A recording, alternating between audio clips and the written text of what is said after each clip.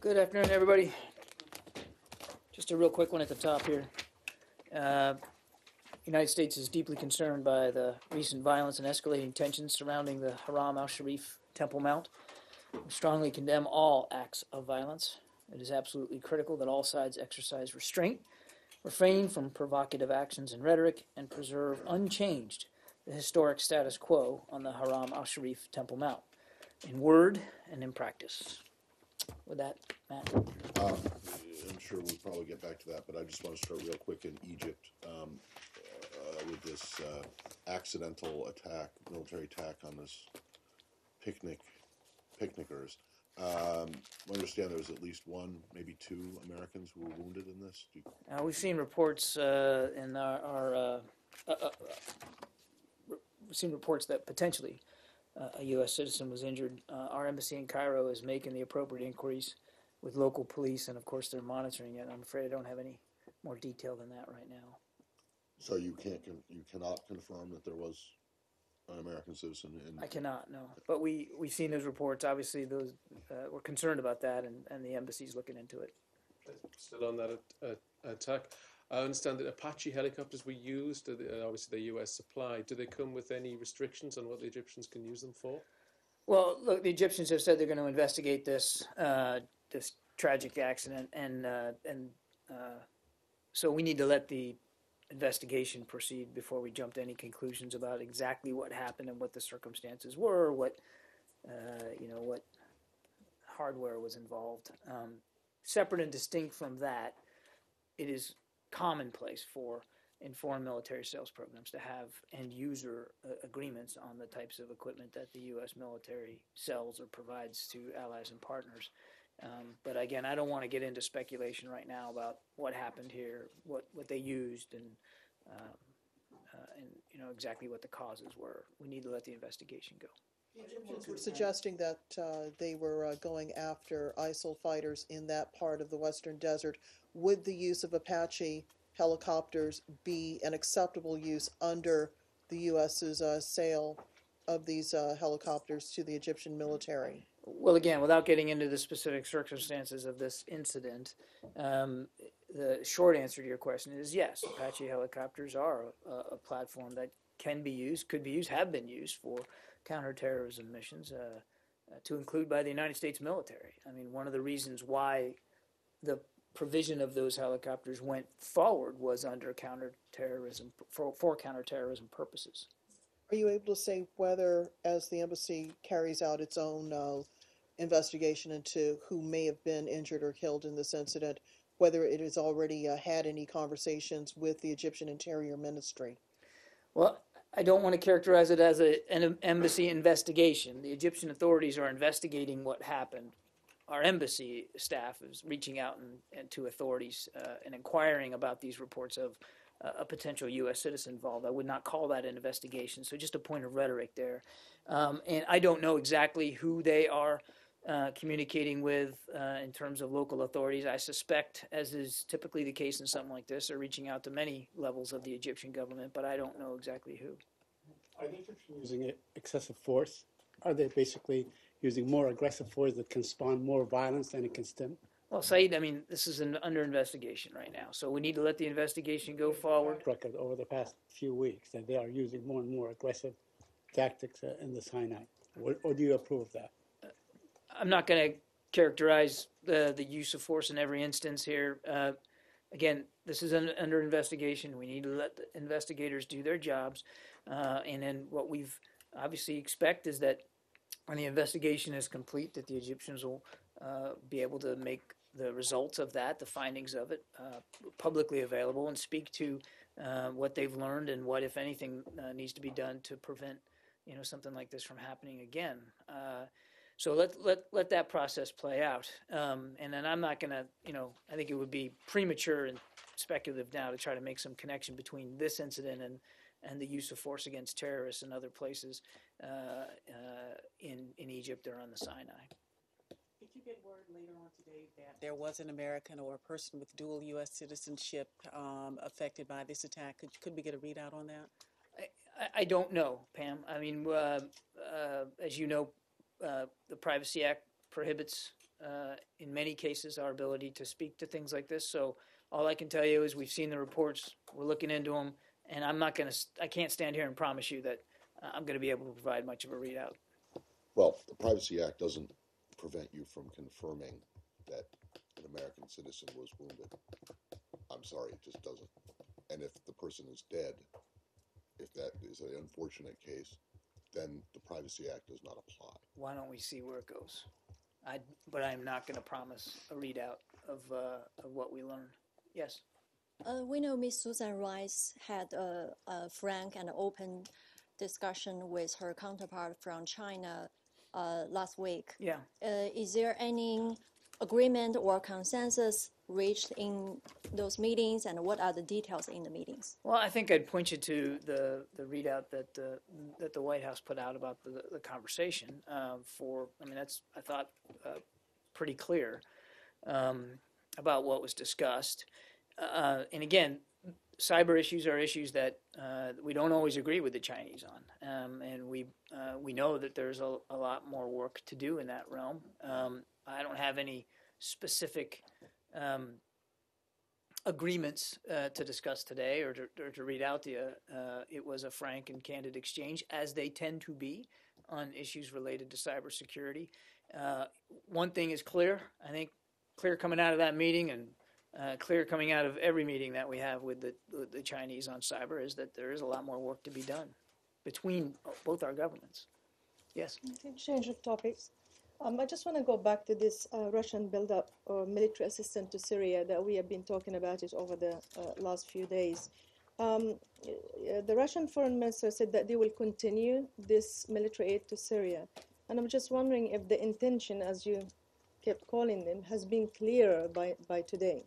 Do you know what the Russians are doing in Syria? Well, we certainly have seen the comments by the Russian officials to include Foreign Minister Lavrov over the weekend. We have no reason to doubt the veracity of what he's saying in terms of the acknowledgement that they are continuing to provide military support and equipment. So that I think we're taking on face value their claims about what they're doing. The ultimate intent and goal, I think, still is a little uncertain. You heard the president talk about this on Friday. In his view, that it appears as if the regime has asked for Russian support, but nothing has changed about where we are on this. That while we would welcome, and I said this last week, a constructive Russian role in countering ISIL, it can't include direct support to the Assad regime and to supporting the Assad regime's ability to continue to visit violence on their own people, which we continue to maintain as a big factor in why ISIL has been able to grow and fester inside Syria. So our position hasn't changed on this. But the Pentagon was, sorry, there's a few questions. But the Pentagon were confirming that actually they have seen Russian transport planes. I think they confirmed the number, I think 7 or 9 that were there. So, I mean, the intention is to build some kind of a military base there. So do you believe that this is to fight ISIS and it's not really directly to aid the Russian regime, the Syrian regime? And isn't this a kind of defiance to your warning? Because the president has been talking about it, you've been talking about it, and yet they continue to do it. Look, I would point you to the Pentagon to speak for what assessments they've made or not. As you know, I don't get into operational assessments here. Now, hang on a second, just let me finish. Sure. So as for their intent, these are questions that should be posed to Moscow, exactly what their goal here is in the long run. It certainly appears as though they are continuing to support, and perhaps even with additional assets, the Assad regime. And again, you heard the president speak about this on Friday. In fact, the president went so far as to say that if that's true, it's a mistake and it's a strategy doomed to fail. What we would like to see is movement towards a political transition in Syria. And as I said last week, we still believe there's an opportunity to pursue that kind of transition in concert with Russian authorities. What will make it incredibly difficult to get there is continued support for the Assad regime from a military perspective. So should there be some opportunity for Russia to be constructive against ISIL in the country, which is what the coalition is doing, then we'd be open to having that conversation. But it can't start with open and continued aiding and abetting of the Assad regime. All right. Okay. One last thing on that as well.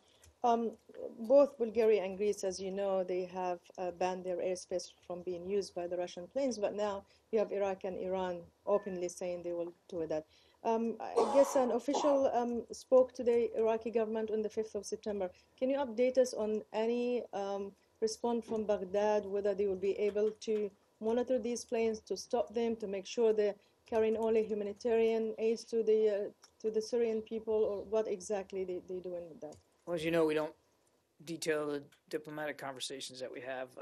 I'm not going to start doing that today. What I'd go back to is that what I said before, that we continue to ask our friends in the region to pose tough questions of the Russians about what they're doing.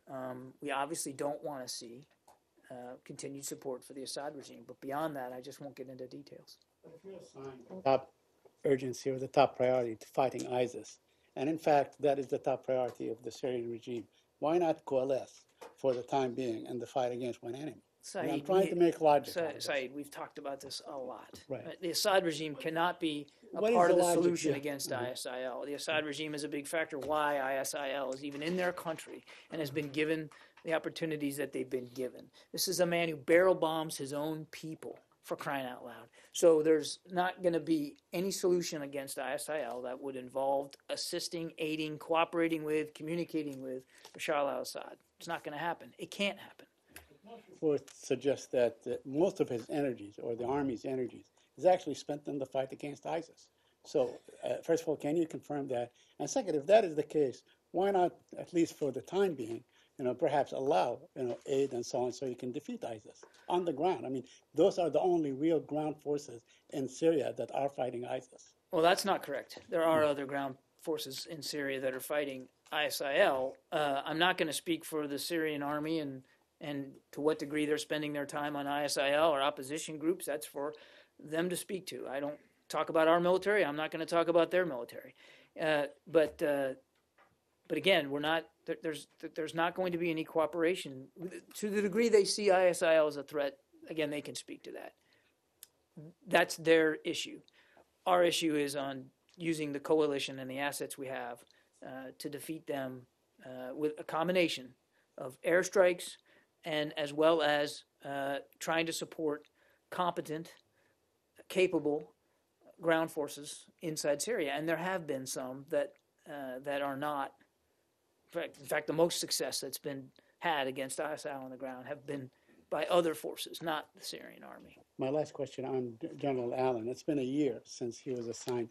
His assignment yesterday, as a matter of fact, marks the one-year anniversary. Could you tell us what has happened in that year in terms of the fight against ISIS? I think the general spoke to this a little bit in some interviews last week. You're right, he has been on the job a year. And a year ago, we didn't have a coalition of 60-some-odd nations. A year ago, ISIL was still running pretty well rampant and free over Iraq and Syria. They are not now. A year ago, places like Baghdad were under threat. You might remember we were talking a year ago, I know I was, about the threat to Baghdad. Baghdad is not now under any serious threat by ISIL. And a year ago, you didn't have the kind of command, control, and coordination capabilities that we have, particularly in Iraq, which is multilateral in scope and quite effective. So a year ago, they had thousands more pieces of military equipment. You were seeing CNN footage of driving around doing wheelies in tracked vehicles. You're not seeing that footage anymore. And if you are, it's because it's old stuff. They're not driving around like that anymore. They have taken to hiding amongst the population. They aren't moving in big formations the way they were. They aren't as free to sustain themselves as they were before. And a year ago, they had pretty much all their leadership intact. They can't say that anymore either. Now, we've talked about this before. Nobody's saying they're down and out. We all recognize this is a long fight. That's why standing up this coalition was so important and why General Allen's leadership has been so critical in that regard. I'd also say, speaking of General Allen's accomplishments, look at what Turkey is now contributing to the effort, which a year ago they were not. And General Allen deserves a lot of credit for helping work through issues with Turkey to get them to the point where they are right now. And they always were, they were at the outset a member of the coalition, but they're certainly contributing in ways now that they weren't before.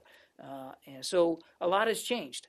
Nobody's taken it for granted. Nobody's saying there isn't more fighting to do. Nobody's saying that there aren't going to be tactical victories and that ISIL is going to continue to see some success here.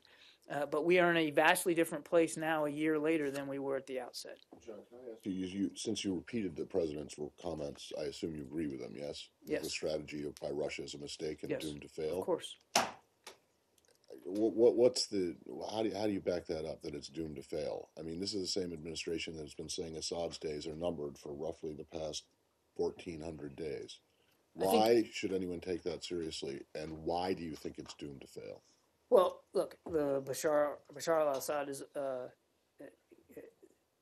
mean, his days are numbered in the fact that he is a mortal human being and will die eventually for whatever. But I mean, the suggestion days are numbered suggests that he's going to be at least out of power quickly, and it's been 4 years since that was first said. So I'm wondering why it is you think that the Russian strategy is doomed to fail. A strategy that's based on trying to bolster him and his capability to continue to barrel bomb his own people and to visit violence in his own country under the guise of perhaps trying to help him fight terrorists is doomed to fail, because the Assad regime is never going to have a credible capability against a group like that, given their other activities. And I don't know how many more days, but we know, and the Russians have indicated that they know that there has to be a political transition away from Assad in Syria.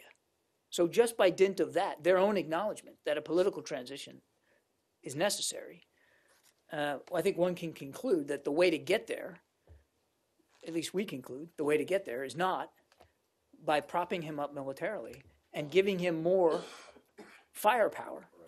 But I don't understand how you can say that you know that the Russians know that there has to be a transition, and then accuse them of plotting a strategy that's doomed to fail by supporting the guy who you think they see needs to go. Well, let me put it this way: if you believe that a political transition is necessary away from Assad, and the Russians have indicated in talks with us that they agree that there needs to be a political transition, and that's what, again, we still think there's an open opportunity to it. If you do believe that, then what would be the logic of propping that same dictator up with military support?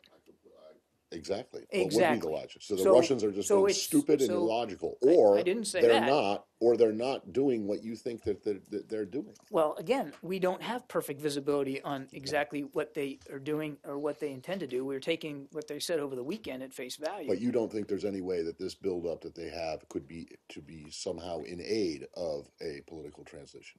It boggles the mind to see how militarily supporting with additional assets Bashar al-Assad is going to help lead towards a political transition. So basically what you're saying is what the Russians are doing makes no sense. Well, it makes sense to them because they're doing it, right? Well, you'd have to ask them why it makes sense to them. But again, that's what the president said. He believes it's a mistake. We obviously concur with that. Yes. Yeah, sure. You want Syria? Yeah, Russia, Syria. Do you think this military buildup, would it be fair to say that this is the largest projection of Russian military strength since the fall of the Soviet Union? I'm not an expert on Russian military deployments. You'd have to talk to Moscow about the scale and scope of it. Georgia. I'm just not. I'm not equipped to answer that question. Is the full scope of what they're trying to accomplish in Syria, with their stepped-up military presence, clear at all to U.S. policymakers? Is it clear? No. I mean, last week we were talking about the uncertainty here. Now, again, over the weekend, we've seen on-the-record comments by Foreign Minister Lavrov and other Russian officials, which certainly does add some clarity to what at least they believe they're doing. Clearly, they are providing more assistance from a military perspective. That's obvious. But the ultimate goal, the ultimate intent here, I think there's still a degree of opaqueness about that. Time that U.S. officials spoke to anyone in the Syrian government? I know we don't have ambassadors in either capital, but we still technically have diplomatic relations. I don't know, Ross. I have no idea. All right, a follow up on this. So the Pentagon saying that what Moscow is doing, I mean, they are analyzing from a military perspective, is that it suggests plans to establish a forward air operating base. Yeah. Is that in any way threatening? I mean, you just come out of the Pentagon. Is that a threatening pose? Well, I'm not in a position to clarify or to characterize the Pentagon's assessments of what they're doing. So, Would you agree with them though? well, I'd go so far as to say we continue to see activities that certainly indicate increased support from a military perspective to the Assad regime, which again, we do not find in keeping with movements toward an ultimate political transition. So I'm not in a position to clarify that assessment, and I wouldn't talk about intelligence matters one way or the other. So, well, then can I ask you from a diplomatic side so what would a big Russian intervention like this in Syria mean? Can it change anything for the war? What's happening on the ground if the Russians had to intervene like this? It's a great hypothetical, Leslie, that I'm ill-prepared to answer. And I try to stay away from operational matters on the ground. I'll just go back to what I said before, that while we would welcome a constructive role by Russia when it comes to counter ISIL and solely counter ISIL operations, that can't come at the cost of or to the benefit of further bolstering and supporting the Assad regime. Can I go back to the questioning on Russian logic?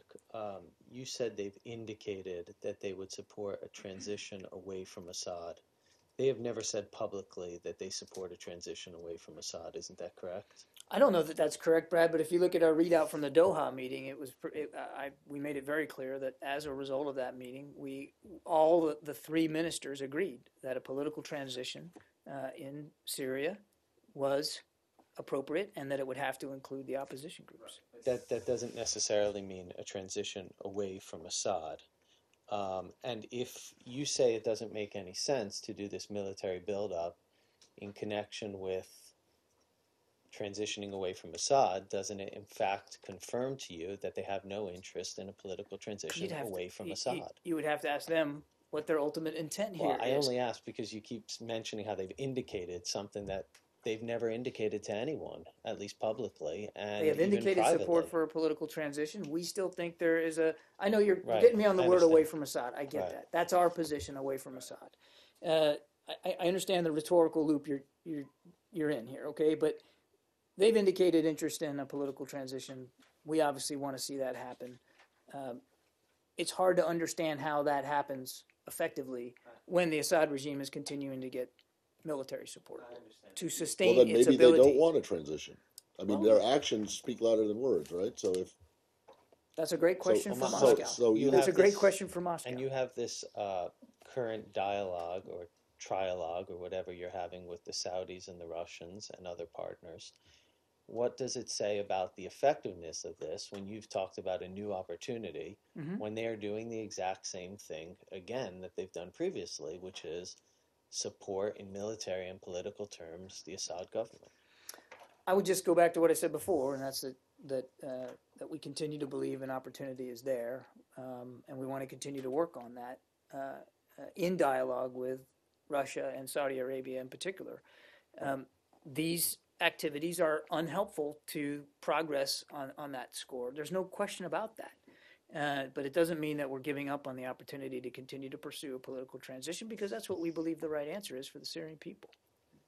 Did you see any action from Russia in Syria to fight ISIL?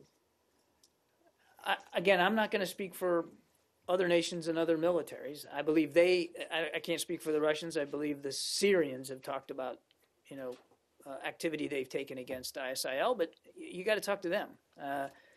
Our focus is on the 62 nations in the coalition that are fighting ISIL inside Syria. And will this military build-up complicate the coalition work in Syria? It's going to depend on what the activity actually lends itself to. I can't speak to that yet. Has there been? Let me ask. I'll put it to you this way: has there been an effect on counter-ISIL operations inside Syria as a result of these activities? No, not as of today. Last question for me. The opposition has made the progress on the ground in Latakia, and a senior Syrian opposition figure has said that the United States is against targeting Latakia because it could spark revenge attacks by Alawites against its majority Sunni population and add to an already huge refugee problem. Is this accurate? You'd have to talk to the Pentagon. I don't talk about the air campaign. The Secretary spoke twice to Foreign Minister Lavrov in the past week. Has he spoken to him in the past 3 days? Does he plan to speak to him today or tomorrow? I have no additional conversations to read out since the one I did last week. And Do you have any plan? well, I'm not going to get ahead of the Secretary's schedule. But as we have in the past, if and when he speaks, and of course he'll speak to Minister Lavrov in the future, they speak quite frequently. When he does, we'll let you know. But I don't have anything to read out today. Yeah. Yesterday, Foreign Minister Lavrov said, based on the actions of the U.S.-led coalition, he said one cannot but suspect that they have ulterior motives. And he claimed that colleagues among the coalition members told Russia that sometimes the U.S. told them to hold off on strikes when certain IS regiments were stationed. Basically, there was Islamic State targets, and the U.S. told them to hold back. And the insinuation there is probably because it could have hurt Syrian forces. So what do you think about his theory, his strategy, based on what Russia says they've seen on the ground? I have not seen those comments. I have seen no indication ever that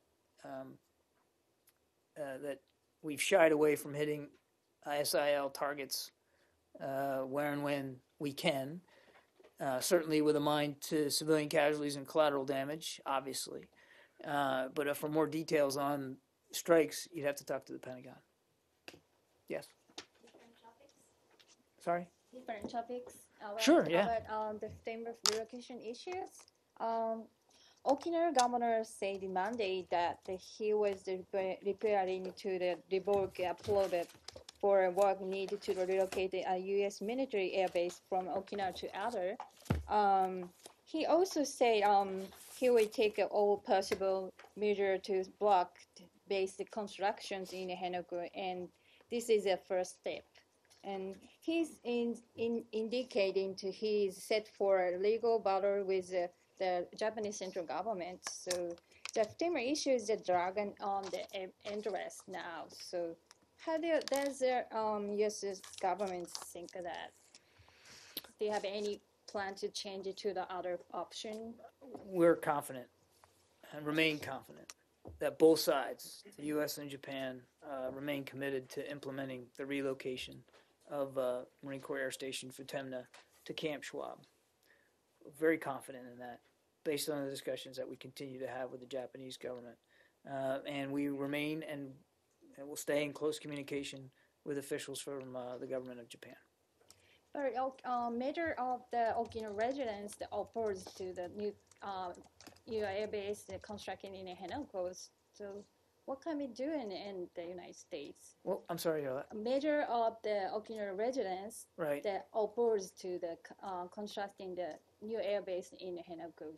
So what can we do in the United States? Well, again, we are working with Tokyo, with the government of Japan. Both sides, as I said before, remain committed to this relocation. It's important. We both believe for the health of the alliance, and we're continuing to remain in close coordination with them moving forward, and I'm confident that that process will continue. Can I ask you about Clinton emails? Sure. There was a release today by Judicial Watch from its lawsuit, and it cited several email gaps it claimed existed in the former secretary's list of full ledger of work-related correspondence. Yep, seen the press report, Brad. We're not aware of any gaps in the Clinton email set, with the exception of the first few months of her tenure, when Secretary Clinton used a different email account that she has already advised she no longer has access to. And as I understand it, Secretary Clinton's representatives have publicly stated that she used a separate email account in those first few months of her tenure. But beyond that, there's no gap that we have seen or are aware of in Secretary Clinton's email messages. In that early part you mentioned, there was a gap of, I think, 1 month from the first received email to the first sent email. Now, I realize it's fully possible she didn't send an email that was work-related in that first month when she had that account, but is that your understanding, or is that still an incomplete, you're still fully researching all of those emails or unearthing them? I know of no research attempt to deal with those first few months, Brad, because as I said, the former Secretary Clinton's representatives already indicated that that they were aware this gap existed and that she had no longer had access to them. So it's difficult, if not impossible, to do any particular research or forensics to get at those first few months. And as for how many were sent and received in that time frame, I just don't know. But this is not something that hasn't been addressed before by her representatives. And beyond that first couple of months, this first 4 months, we have seen no gaps. And in the last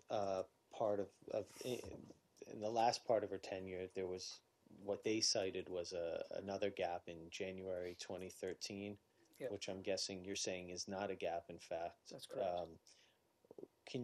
They produced an email which showed an official saying there's a gap or listing it as a gap. Do you understand what happened? Were those emails then later recovered or found? Right. So we continue to maintain there's no gap. I think you're talking about this period of December 2012 through the end of January 2013. Right.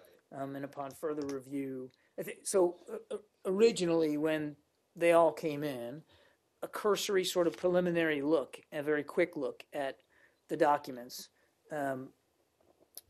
by an official here at the State Department revealed a potential gap of about a month or so in emails. But in going through them in a more fulsome manner after that, we've determined that, in fact, there was no gap, that time period is covered quite well by the emails that have been provided. So you have emails from that period, and we do. When you get to we that do, point, and I think you will continue to see, we've been roughly rolling these out roughly temporally, right. And you will see as we get to the remainder of the tranches, that you will see emails that were sent and received during that December 12 to January 13 time frame. Okay. Yes. Back to the top where you started. Sure. Can we take topics? Okay. Yeah. You began by saying that you don't want to see any changes in Al-Haram Sharif, the Al-Aqsa Mosque, and the Dome of the Rock. Status quo, right? In the status quo, you don't want to see any changes.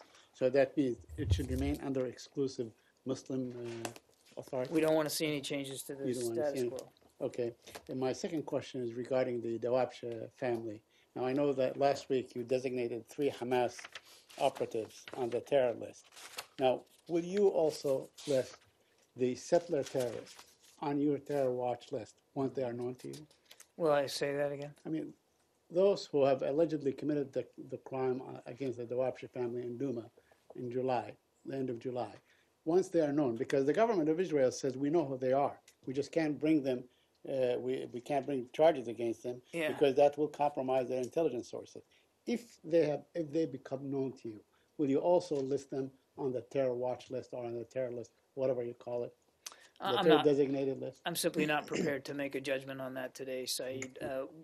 What we want to see is the perpetrators of the attack brought to justice. We want to see the Israeli investigation proceed and to get to results as quickly as possible. But beyond that, I'm not going to speculate. And lastly, yesterday also is another auspicious anniversary. It was the 22nd anniversary of the Oslo Agreement.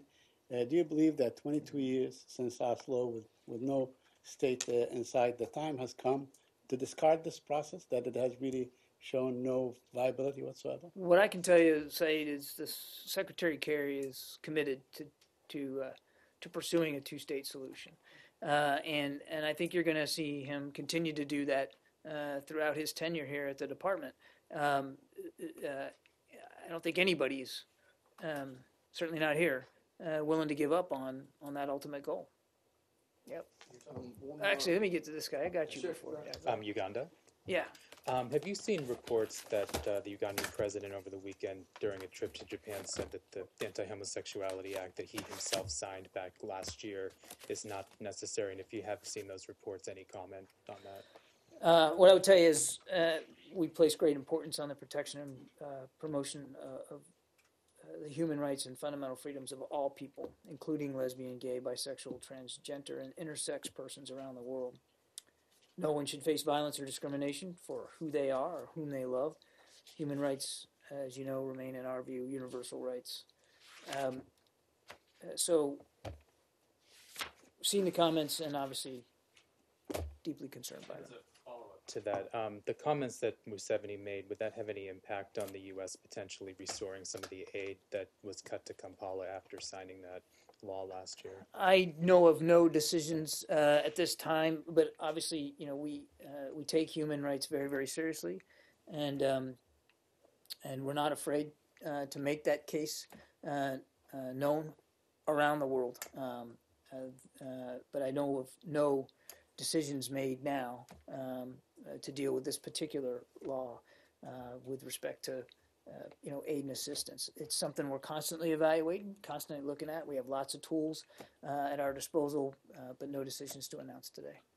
Yeah. One more on Clinton emails. The company that managed that server recently said that there's reports that they said that there's no knowledge of that server being wiped, meaning that there are indications that there could be tens of thousands of emails that she thought were deleted that are not. Do you know that to be the case or not? I do not. Are you guys investigating that in any way? Would you, if those emails are recoverable, would you be going through those as well? That wouldn't be a State Department function. Because they're private, or?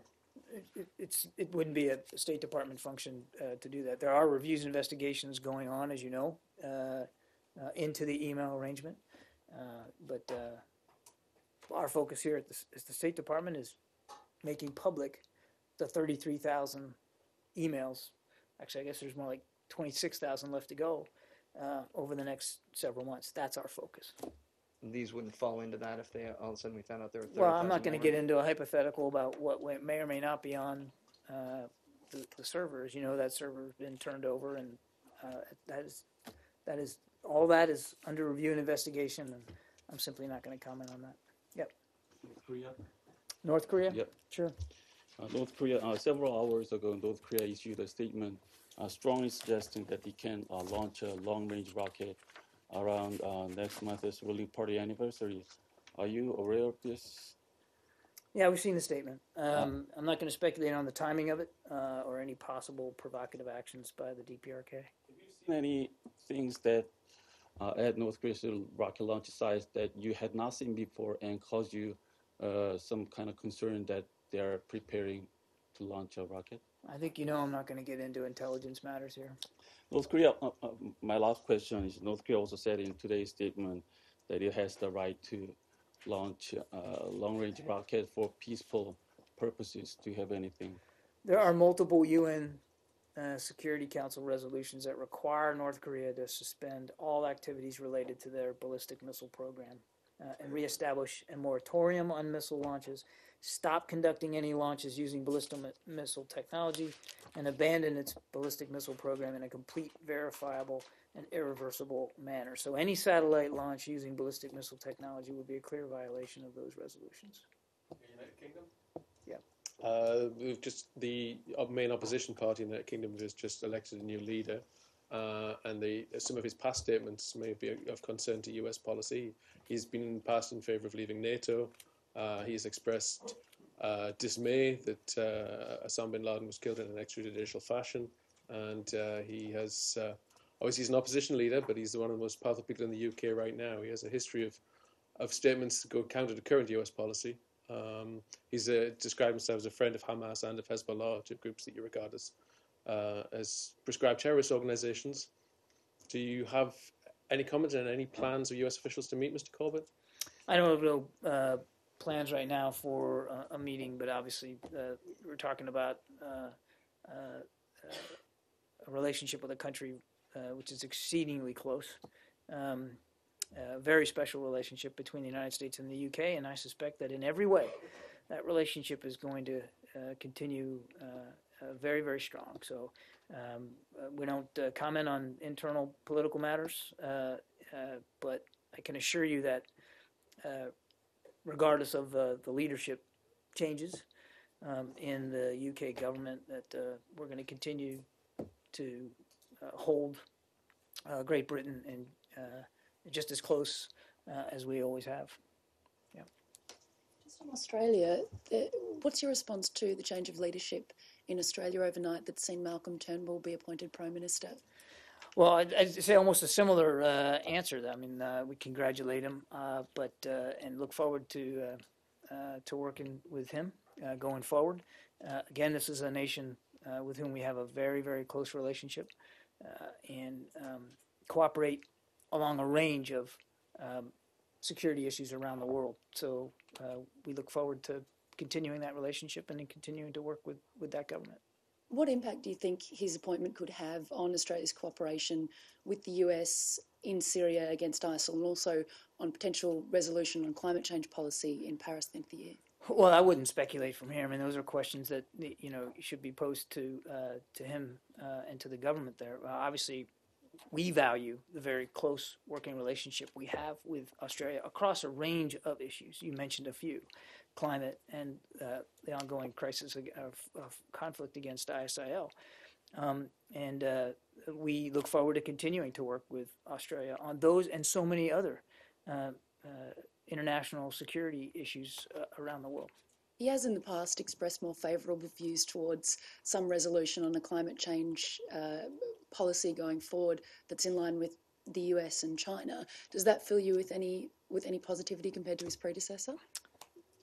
I think Secretary Kerry's been very clear about the real challenges posed to the global community by climate change. We were just up in Alaska with the president dealing with the issues up there in the Arctic. He's been very clear about how this is not just a national security interest for the United States, but for nations around the world. Again, I won't speak to or comment on positions taken by other foreign leaders. That would be inappropriate. But our position on climate change has not changed. And again, the Secretary is very emphatic about the importance of this issue, and he looks forward to working with the Prime Minister going forward on this and, again, so many other issues. Yes. Go ahead. Yeah. I already got you, I think, right? Go back to U.S.-China cybersecurity issue for President Xi's upcoming state visit, which is going to happen very soon. What progress could be expected between the two countries? I don't want to get ahead of the agenda, and this is a head of state visit, so I point you to the White House to speak more specifically. But broadly speaking, Secretary Kerry is very much looking forward to President Xi's visit, and there will be, time for him to engage with the president during the visit. This is a very important relationship, not just in the Asia-Pacific region, but in the world. And we've consistently said that we welcome the rise of a peaceful, prosperous China. And there are many opportunities and many issues, climate change being one of them, where there's opportunity for further cooperation and dialogue and progress. And I suspect that you'll see a lot of time spent during this visit on those kinds of issues where we can work together, where there's common cause and common opportunity. There are also issues that we don't always agree with China on. We talked about cyber earlier, and I suspect that there'll be avenues to talk about some of those in the hopes that common ground can be found and move forward. So I think it'll be as it typically is when we engage China in a bilateral way. There's a wide scope of issues that matter to both of our nations that we're going to spend some time on. And again, Secretary Kerry very much looks forward to the visit. Is there any like new ground can be broken during this visit for U.S. and China to cooperate? I'm not going to get ahead of what's on the agenda. We're very much looking forward to this. There's lots of areas inside the relationship that we believe we can continue to make progress on, and I think we look forward to that. Yes, in the back there. Yes, going back to Russia and Syria, are you planning to, in any way, like to stop Russia from providing Syria with weapons and like sanctions or international pressure? I don't have any decisions to announce here. I think we've made it very clear, and I talked about it a lot just earlier today about our concerns about continued support for the Assad regime. Have you talked to your European partners about your concerns? About our concerns about what Russia's doing in Syria. As I said earlier, we have talked to our friends and partners in the region, some in Europe, about our concerns. Yes. Okay. Can I ask one more question about Al-Aqsa or the Haram Sharif attack? So the Jewish settler, there has been reports that Jewish settlers participate in this attack that happened today in Al-Aqsa, and I just want to know. I mean, this last time they burned like a child, a bunch of Jewish settlers like burned a child. Today, they participate in attacking Al-Aqsa, and you refuse to. You don't categorize them in as terrorists, yet you categorize Hamas as terrorists. Don't you see like a double standard in this? There's been no double standard by the United States when it comes to the violence in that part of the world, and in this particular incident, and I talked about it right at the top. We want all sides to refrain from violence and return to peaceful conditions. We've been very, very clear about that. It's only one side, yet no, I don't. I completely don't agree with that. Disagree with that.